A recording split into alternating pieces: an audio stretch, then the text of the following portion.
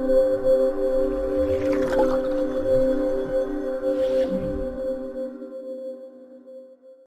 ये कहानी है एक ऐसे इंसान की जिसने ऐसे भारत में जन्म लिया जहां समाज के उच्च वर्ग के लोग गरीब और दलित वर्ग पर भीषण अत्याचार और शोषण कर रहे थे। लेकिन समाज की इस घृणा, अपमान और तिरस्कार के बावजूद उन्होंने ऐसी शिक्षा हासिल की जिसकी बदौलत वो भारत के संविधान के निर्माता बन गए। दोस्तों, मैं बात कर रहा हूँ डॉक्टर भीमराव अंबेडकर जी की, जिनका जन्म 14 अप्रैल 1891 को मध्य प्रदेश के मऊ गांव में पिता रामजी मालोजी सकपाल और मां भीमाबाई की 14वीं संतान के रूप में हुआ। उनके पिता रामजी ब्रिटिश सेना में मऊ छावनी में एक सैनिक थे। परिवार महार जाति से था, जिसे लोग बेहद ही निचले तबके का मानते थे। उनका परिवार मराठी था, जो महाराष्ट्र के रत्नागिरी जिले में अंबावड़ी गांव से था। सेना में काम करते हुए डॉक्टर अंबेडकर के पिता सूबेदार बन गए और वो हमेशा से अपने बच्चों की शिक्षा पर जोर देते थे। कुछ दिन बाद उनके पिता सेना से रिटायर हो गए और वो परिवार को लेकर सतारा चले गए, जहां कुछ दिन बाद अंबेडकर की माता भीमाबाई का बीमारी के चलते देहांत हो गया। अब अंबेडकर समेत 14 भाई बहनों की देखभाल उनकी चाची ने कठिन परिस्थिति में रहते हुए की। छुआछूत, घृणा और अपनी हीन मानसिकता की वजह से डॉक्टर्स भी अछूतों को बिना छुए ही उनका इलाज करते थे, जिसके कारण अंबेडकर के 14 भाई बहनों में से केवल 3 भाई और 2 बहनें ही बच पाईं। बाकी सभी 8 भाई बहन शोषण के कारण मारे गए। आस पड़ोस में सभी हिंदुओं के बच्चे स्कूल जाते थे, जिन्हें देखकर भीमराव जी भी मन ही मन कुढ़ा करते थे। उन्होंने अपने पिता से जिद की कि उन्हें भी स्कूल जाना है, लेकिन अछूत होने के कारण यहाँ स्कूल में दाखिला मिल पाना आसान नहीं था। मजबूर होकर उनके पिता एक ब्रिटिश सैनिक अधिकारी के पास गए और उनसे विनती की कि उन्होंने जीवन भर सरकार की सेवा की है और बदले में उनके बच्चों को स्कूल में एडमिशन भी ना मिल पाना एक बहुत बड़ा अन्याय होगा। इसके बाद उस अधिकारी ने उनके बच्चों को एक स्कूल में एडमिशन दिलवा दिया। लेकिन यहाँ अंबेडकर जी को छुआछूत के ऐसे कड़वे अनुभव हुए जो वो जीवन भर नहीं भुला पाए। अंबेडकर जी स्कूल तो जाते थे, लेकिन दलित बच्चों को क्लास के बाहर बैठाया जाता था और टीचर्स उन पर कोई ध्यान नहीं देते थे। यहाँ तक कि अंबेडकर जी को कोई छूता तक नहीं था। प्यास लगने पर स्कूल का चपरासी दूर से पानी डालता था, जिसे वो अपने हाथों से इकट्ठा करके पीते थे, क्योंकि मटके को छूने और ग्लास से पानी पीने की इजाज़त तक उनको नहीं थी। और जिस दिन चपरासी नहीं आ पाता, उस दिन अंबेडकर जी को प्यासा ही पूरा दिन गुजारना पड़ता था। भीम स्कूल जाते समय पास के कुएं से पानी खींचकर पी लेते थे। कुछ ब्राह्मणों ने उन्हें ऐसा करते हुए देख लिया। फिर क्या था, एक दिन भीम को उसी कुएं पर पकड़ लिया गया और जूते चप्पलों से जमकर उनकी पिटाई की गई और इस शर्त पर छोड़ा गया कि वो फिर कभी उस कुएं का पानी नहीं पिएगा। और एक बार वो बाल कटवाने के लिए नाई के पास गए तो नाई को पता था कि वो महार जाति का है। वो उसे नफरत भरी आवाज़ में बोला, अरे अछूत, मैं तेरे बाल कैसे काट सकता हूँ, भाग जा यहाँ से और फिर कभी मत आना। इन घटनाओं से भीम के स्वाभिमान को बहुत गहरी ठेस पहुंची। उनकी आंखें आंसुओं से भर गई। नन्हे भीम के बाल घर पर ही उनकी बहन ने काटे। भीम बहुत ही स्वाभिमानी लड़का था और वो अपने पैरों पर खड़ा होना चाहता था ताकि परिवार की आर्थिक स्थिति में कुछ सुधार हो। भीम ने सुन रखा था कि सतारा जाने वाले लड़कों को बॉम्बे जाकर काम मिल जाता है, इसलिए उन्होंने तय किया कि वो बॉम्बे जाकर किसी मिल में काम करेगा। लेकिन बॉम्बे जाने के लिए उसके पास किराया नहीं था।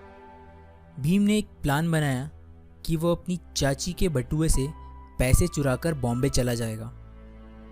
भीम ने लगातार 3 रातों तक बटुए को चुराने की कोशिश की जो उनकी चाची की कमर से बंधा हुआ था, लेकिन कोई सफलता उन्हें नहीं मिली।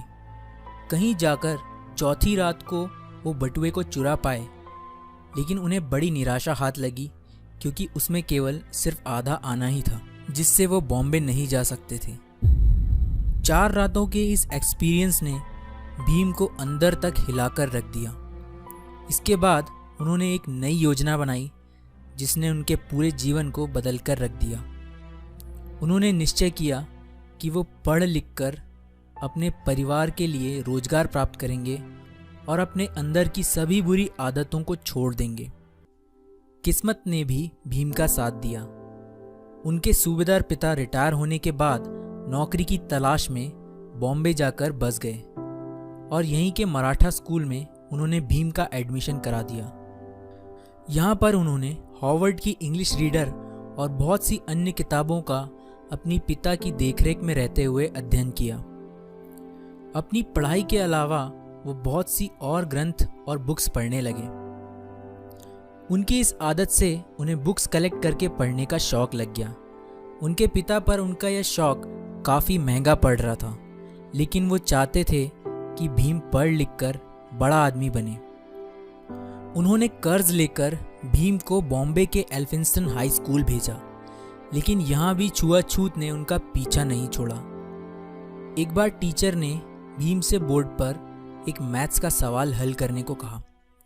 जैसे ही भीम बोर्ड की तरफ बढ़ा, अगड़ी जाति के हिंदू बच्चे चिल्ला उठे, सर भीम अछूत है, उसे रोकिए। दरअसल बोर्ड के पास उन स्टूडेंट्स के लंच बॉक्स रखे हुए थे जो भीम की परछाई पड़ने से अपवित्र हो सकते थे। इस डर से सभी बच्चों ने अपने डब्बे वहां से फौरन उठा लिए। इन डब्बों की खटर खटर आवाज भीम के कानों से उसके दिल में उतर गई, जिसने उसे पूरी तरह से तोड़ दिया। हालांकि उन्होंने उस प्रश्न को सेकंड्स में हल कर दिया जो कोई नहीं कर पाया था, जिसे देखकर टीचर समेत सभी स्टूडेंट्स भौंचक्के रह गए थे। इसके बाद उन्होंने हाई स्कूल पास किया और 16 वर्ष की उम्र में उनका विवाह 9 वर्ष की रमाबाई के साथ कर दिया गया। कॉलेज की पढ़ाई के लिए उन्होंने एल्फिंस्टन कॉलेज में एडमिशन लिया। पढ़ाई के दौरान भीम की मुलाकात एक टीचर केलुस्कर से हुई, जिन्हें पहली ही मुलाकात में भीम ने बता दिया था कि मैं एक अछूत हूँ, मुझसे कृपया दूर रहें। उनके बेबाक अंदाज और पढ़ाई के प्रति जुनून ने केलुस्कर को बहुत इम्प्रेस कर दिया और वो भीमराव को लेकर बड़ौदा के शिक्षा प्रेमी महाराज संभाजी गायकवाड़ के पास लेकर गए। जब महाराजा बॉम्बे आए हुए थे, वो वहाँ एक सभा कर रहे थे जहाँ उन्होंने भीमराव से कुछ सवाल किए, जिनका उत्तर भीम ने बहुत अच्छे तरीके से दिया। इसके कुछ वर्ष बाद बड़ौदा के महाराज ने कुछ विद्यार्थियों को कोलंबिया यूनिवर्सिटी अमेरिका भेजने का निर्णय लिया। भीमराव महाराज से मिले और भीम की अंग्रेजी बोलने से वो उनसे बहुत प्रभावित हुए। उन्होंने भीमराव समेत 4 लड़कों को छात्रवृत्ति देकर अमेरिका पढ़ने भेजा। 4 साल बाद वो भारत वापस आए और बड़ौदा के महाराज के यहाँ मिलिट्री सेक्रेटरी के रूप में काम करना शुरू किया। लेकिन सैन्य अधिकारियों को महार जाति के एक तुच्छ लड़के को सेना के उच्चाधिकारी के रूप में बैठा देना पसंद नहीं आया। कुछ दिन बाद उन्होंने वहाँ से नौकरी छोड़ दी और सन 1919 में वो लंदन चले गए, जहाँ अथक परिश्रम और मेहनत से उन्होंने वहाँ पर MSc, DSc तथा बैरिस्टर की डिग्री प्राप्त की। 1923 में वो भारत वापस लौट आए और वकालत शुरू कर दी। वकालत करते हुए उन्होंने देखा कि दलितों का कितनी बुरी तरह से शोषण किया जा रहा है। तब से उन्होंने अपना जीवन छुआछूत को खत्म करने के लिए समर्पित कर दिया। उन्होंने मुसलमानों और सिखों के अलग से मतदान को देखते हुए दलितों के लिए भी अलग से मतदान की मांग उठाई, जिसके कारण गांधी जी आमरण अनशन पर उतर आए। गांधी जी के कारण उन्होंने अपनी ये मांगे पीछे ले ली। Doctor Bhimrao Ambedkar philosopher, writer और एक महान लीडर हैं, जिन्होंने न केवल समाज में सदियों से दबाए गए दलित और अछूत लोगों के लिए लड़ाई लड़ी, बल्कि इतनी भिन्नताओं से भरे भारत को एक संविधान में बांधने का काम भी किया। जब आज़ादी के वक्त भारतीय नेता आज़ादी और नए संविधान स्वयं बनाने की बात कर रहे थे, तब ब्रिटेन के प्रधानमंत्री विंसेंट चर्चिल ने कहा था, बनाने दो भारतीयों को अपना संविधान। भारत में इतनी डाइवर्सिटीज है कि इसके लिए एक कानून बनाना इम्पॉसिबल है। भारत जल्दी ही बिखर जाएगा और टूट जाएगा। लेकिन इतिहास गवाह है, अंबेडकर जी ने इतने कम समय में भारत को दुनिया का सबसे बड़ा लिखित संविधान बनाकर दे दिया। इसके बाद 1950 में अंबेडकर जी बौद्ध धर्म के सम्मेलन में श्रीलंका गए। भारत लौटने के बाद उन्होंने नागपुर में 14 अक्टूबर 1956 को अपने लाखों अनुयायियों के साथ हिंदू धर्म त्याग कर बौद्ध धर्म की दीक्षा प्राप्त कर ली। अंबेडकर जी ने हिंदुओं में प्रचलित जाति प्रथा की घोर निंदा की। इसके लगभग 2 महीने बाद 6 दिसंबर 1956 को बीमारियों की वजह से उन्होंने अपनी अंतिम सांसें ली। उनका अंतिम संस्कार बौद्ध धर्म के रीति अनुसार हुआ। दोस्तों, अंबेडकर जी की मौत के कई वर्षों तक कांग्रेस की सरकार रही, जिसके नेताओं ने जीते जी खुद ही को भारत रत्न तो घोषित कर दिया, लेकिन भारत माँ के असली रतन यानी डॉक्टर अंबेडकर जी को 1988 में वीपी सिंह की सरकार आने पर ही भारत रत्न मिल पाया। डॉक्टर अंबेडकर का कहना है, जीवन लंबा होने की बजाय महान होना चाहिए। मैं ऐसे धर्म को मानता हूँ जो स्वतंत्रता, समानता और भाईचारा सिखाए। दोस्तों, ये वीडियो अंबेडकर जी को समाज और भारत के लिए किए गए कार्यों के लिए समर्पित है।